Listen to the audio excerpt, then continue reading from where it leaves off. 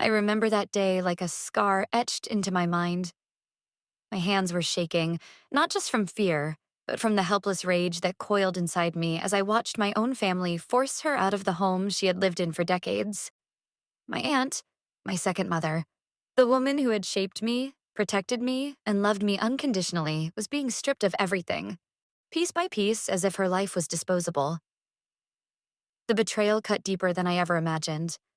I had always known my family could be cruel, but seeing them unleash it on someone who had given them nothing but care and kindness was unbearable. Voices rose in angry crescendos, accusations slashing through the air like knives.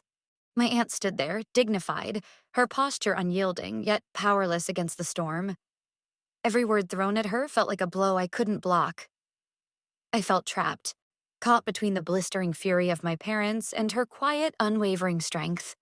The neighbors' whispers were like needles, sinking deep into my skin. Judging her, judging me, judging what they thought was our family's weakness. I remember the cold bite of the metal front door slamming shut behind her, each echo a symbolic exile, a declaration that she no longer belonged. The boxes she carried seemed impossibly heavy, each one a capsule of memories, of laughter, of late-night talks, of birthday cakes and Christmas lights, of every moment she had poured into this family. And yet she walked with a steady grace, even as tears carved tracks down her cheeks. That image haunted me, the way her head remained high, refusing to bow even under the weight of such humiliation. I wanted to scream, to lash out, to demand they see the cruelty of what they were doing, but my voice betrayed me. It was stuck, swallowed by the overwhelming sense of injustice that settled deep in my chest, an ember that refused to die. I could see my family's faces twisted in smug satisfaction, their victory dancing in their eyes, and that only fanned the quiet rage burning inside me. And then, the final shove, both physical and emotional, etched itself into my memory. It was not just the act of moving her belongings to the curb. It was the message, the cruelty, the deliberate effort to erase her existence from this home. That night, I walked past the empty house, imagining her life scattered across the street, her memories cast aside like trash. Shame and anger collided inside me, a bitter, potent cocktail that promised one thing: reckoning. I swore, in that moment, that I would see justice served, that I would stand with her and ensure that the dignity they tried to strip away would be restored. And deep down, I knew this was only the beginning. My aunt had always been my anchor, the unwavering presence in a house that often felt like a battlefield. She was the one constant, the calm in the storm, the hand that steadied me when everything else shook. I can still recall nights when my father's temper flared like lightning, and she would sit beside me, her hand on my shoulder, whispering words that promised safety and understanding. She had sacrificed so much for this family, often putting her own dreams and career on hold, quietly fading into the background so that we could all shine. Her laughter once filled every corner of the house, warm and comforting, a melody of security and love. Now, those halls echoed only with the silence of betrayal, a chilling reminder of what had been stolen from her.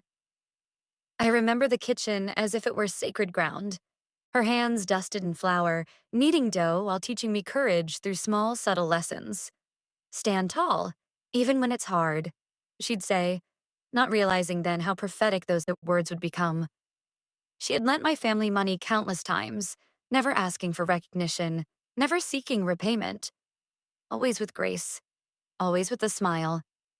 And yet, that generosity was twisted, turned into a weapon against her, a reason for our family to justify their cruelty. I stumbled upon letters she had written to relatives, pleading quietly for fairness, only to have them ignored again and again. Her private journals revealed a resilience that was invisible to most, her silent endurance masking dreams of independence she could not yet claim. Even as my parents disguised their subtle undermining as concern, it weighed on her like an invisible chain, a constant reminder that her efforts were never enough. Her personal trauma ran deep. A failed first marriage, abandonment by her own family, and a life that repeatedly demanded more than it gave had forged a resilience that few could understand. Witnessing the humiliation she now faced, I realized this wasn't the first time life had tried to break her. It was a recurring pattern, a cruel echo across decades. Connecting her past pain to the present injustice made my chest tighten with urgency. I could see the contrast so clearly. Her quiet dignity, unshaken even under relentless attack, against my family's blatant cruelty. And in that sharp contrast, a fire ignited within me, a burning empathy, a determination that this time, the story would end differently. Weeks after she had been forced out, I watched my family parade their so-called victory online. Photos of the empty house, smug captions about finally settling things, every post a dagger twisting in my chest. My aunt never responded.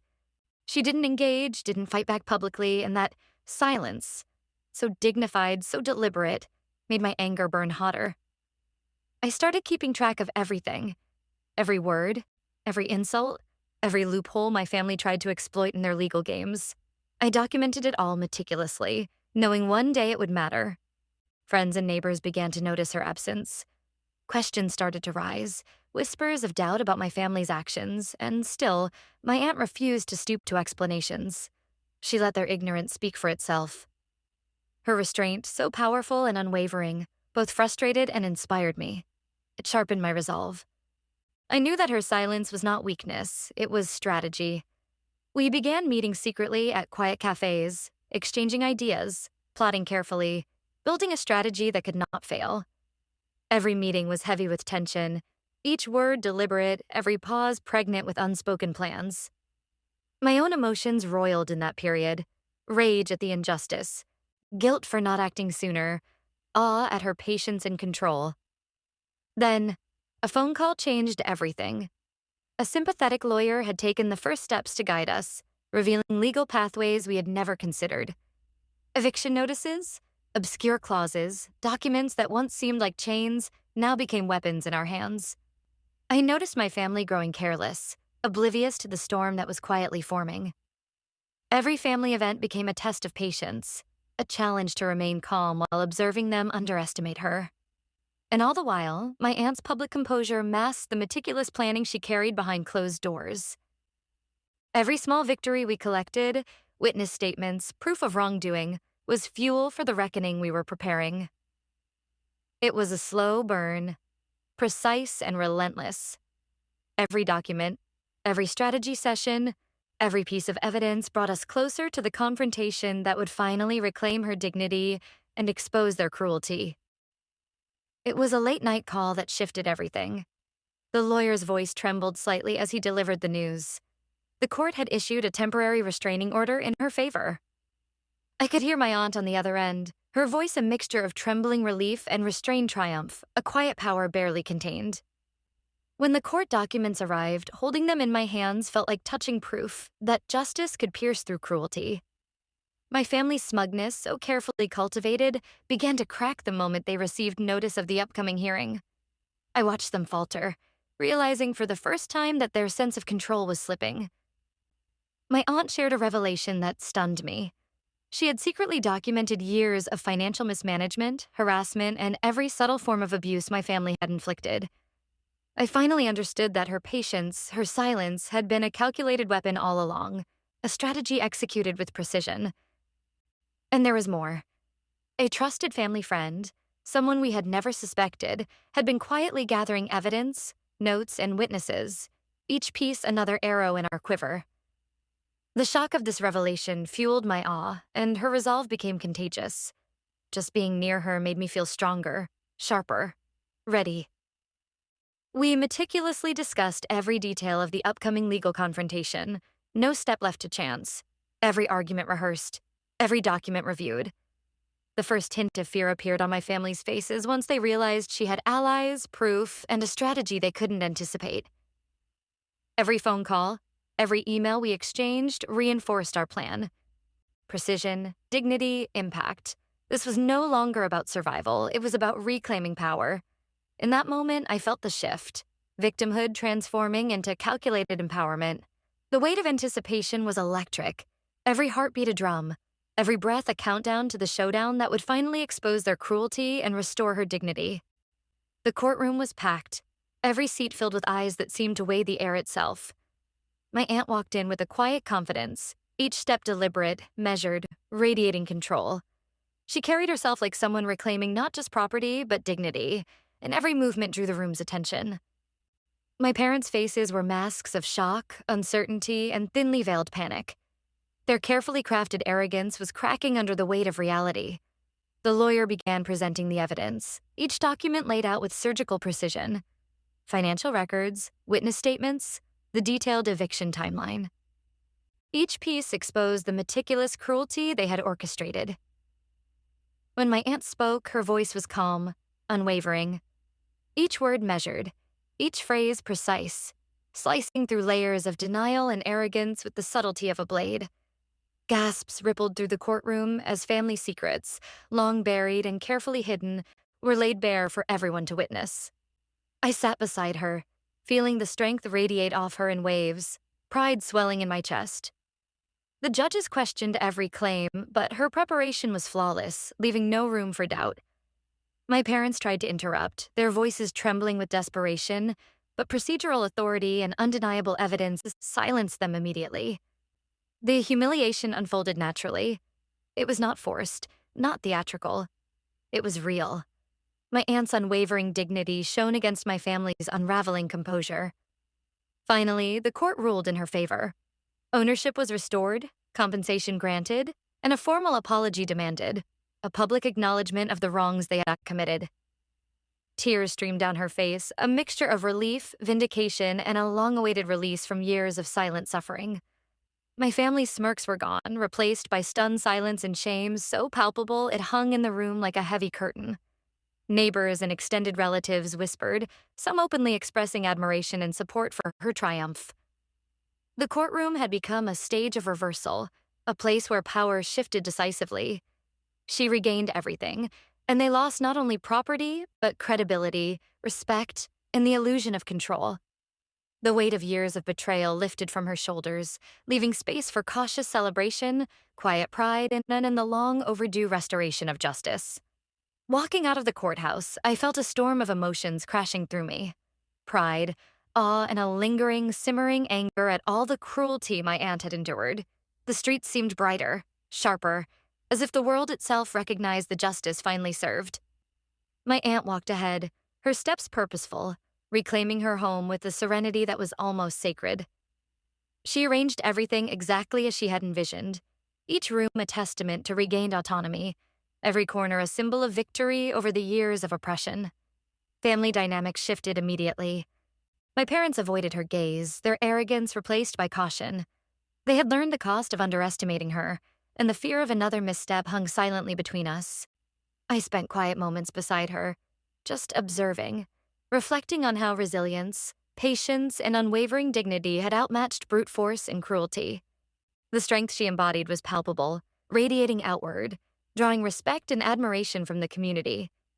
Support solidified around her, neighbors and friends acknowledging her independence, her rightful place as a respected figure in our lives.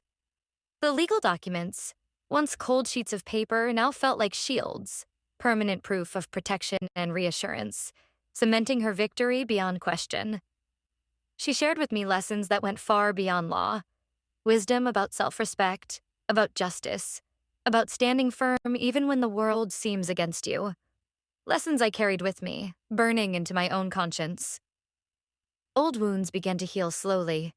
The memories of humiliation lingered, shadows at the edges of triumph, but they were softened by the victory she had carved with patience and strategy. I documented every step of this journey, every emotional beat, knowing that this story, our story, was one that deserved to be remembered. Plans for her future, for independence and personal projects long delayed, began to take shape. A new chapter unfolded before us, vibrant and untainted. And through it all, our bond grew stronger, forged in shared struggle, in the calculated orchestration of justice, in triumph born of dignity and courage. As I look back on everything, I understood the human cost of betrayal. The pain, the humiliation, the years of endurance. They underscored the importance of standing firm, of valuing allies, and of never allowing cruelty to define your worth. My aunt had shown me that even in the darkest moments, strategic patience and unyielding integrity could turn the tide, and that lesson would remain with me forever. Looking back, I realized that the humiliation we endured wasn't just pain, it was the spark that ignited transformation. Every insult, every shove, every whispered judgment became fuel, shaping the strategy, patience, and resilience that carried us to justice. Justice, I learned, wasn't only legal. It was emotional, moral, and public, a recognition of the wrongs inflicted and a reclamation of dignity. My aunt's unwavering strength taught me the profound power of patience, careful planning, and silent endurance. She showed me that true victory comes not from rage, but from intelligence, strategy, and steadfast resolve. Every detail, every setback, was part of a larger tapestry weaving toward vindication. Watching her navigate it all, I reflected on my own growth, the courage I discovered in standing up for someone I love, in speaking truth when it mattered most. The courtroom showdown was pivotal, yes, but it was the journey itself. The careful planning, the endurance, the silent observation that forged our resilience. To anyone watching this, I want you to understand. Standing up for what's right, even against family, is worth every moment of struggle. Share this story if you faced injustice and found your inner strength. Comment below if you've ever witnessed or endured betrayal. Let's talk about reclaiming power together. Subscribe for more stories of emotional resilience, strategic revenge, and real-life vindication. And remember, dignity, patience, and courage can turn the tide, even when the odds seem impossible. This isn't just a story of revenge, it's a testament to what endurance, intelligence, and unyielding resolve can achieve.